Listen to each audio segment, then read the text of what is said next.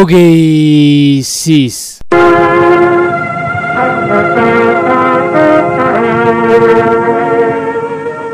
sheekadii la magac baxday jinni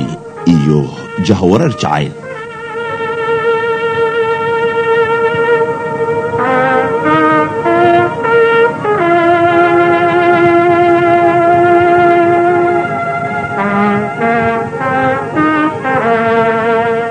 dhammaan waxaa la ogeysiinayaa macmiisha iyo dhegeystayaasha warbaahinta wariyaha.com in webka oo idinkugu talagalay inuu idin bilaabo dhawaanahani sheekada la magac baxday jinni iyo jahwareer jacayl. markiiba ardadii jaamacadda idil ahaantoodba waxay xirteen boorsooyinkoodii iyo qalabkoodii guud iyagoo isku macsalaameynaya farxadda guud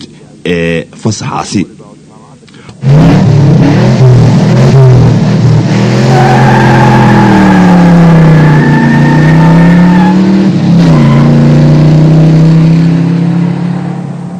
maxaa isla hadlaaye maxaa kugu dhacay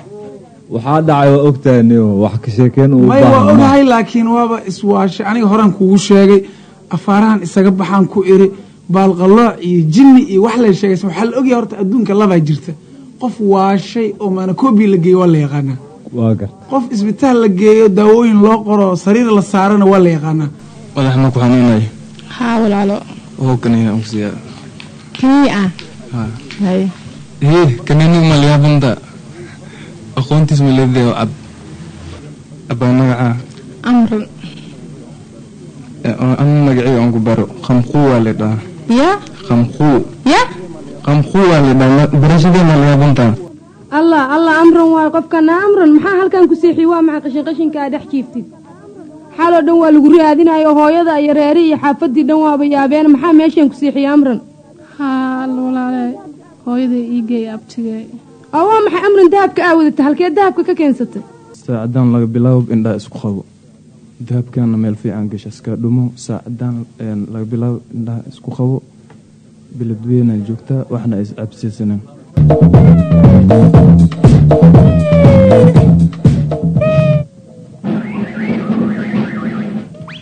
amrana hadda ma ifaanta أنا حمام قوته مرك وحن روا إن كان أشيت الجيل كان وخو مرك وحن روا إن حمام يفهم ذهب كان هذا سوق هذا ميلان في جيها مركين تقنني sheekada la magac baxday jinni iyo jahwareer jacayl sheekadaani oo dad far badan ay ku xasuustaan xilli ay ka bixi jirtay idaacadda Horn Afrique ee magaalada Muqdisho sheekada waxaa si toos ah idin kula socodsiinaya Maxamed Cumar Baakay dhegeystayaal ku soo dhawaada sheekadii jinni iyo jahwareer jacayl.